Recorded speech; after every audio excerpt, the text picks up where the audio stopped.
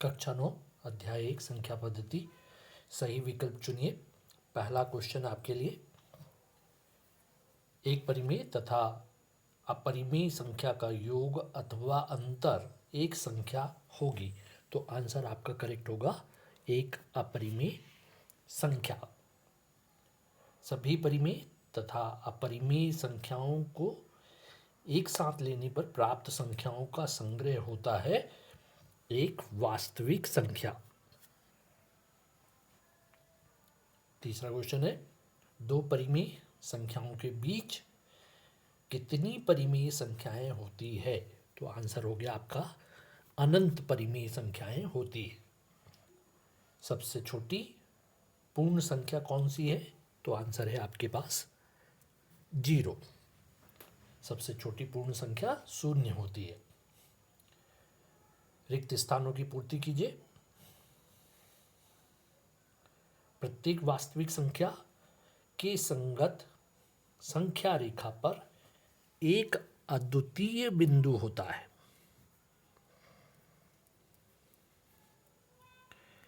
जो भी बिंदु है वो एक अद्वितीय संख्या को निरूपित करती है, या हर एक संख्या एक अद्वितीय बिंदु के द्वारा निरूपित किया जाता है। दूसरा क्वेश्चन है, एक खाली स्थान संख्या का दशमलव प्रसार शांत या अनवसानी तथा आवर्ती होता है, तो वह कौन सी संख्या होगी जिसका दशमलव प्रसार शांत हो या फिर अनवसानी तथा आवर्ती हो, तो हम जानते हैं वह संख्या होती है परिमेय संख्या।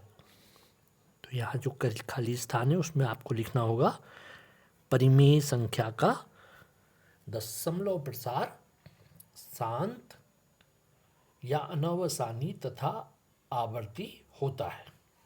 नेक्स्ट क्वेश्चन, एक अपरिमेय संख्या का दशमलव प्रसार, हम जानते हैं एक अपरिमेय संख्या यदि है तो उसका दशमलव प्रसार होता है अशांत तथा अनवसानी अनावर्ती। आपको ये खाली स्थान में ये पूरा लिखना पड़ेगा कि वह संख्या जिसका दशमलव प्रसार अशांत तथा अनावर्ती होता है वह संख्या होती है अपरिमेय संख्या।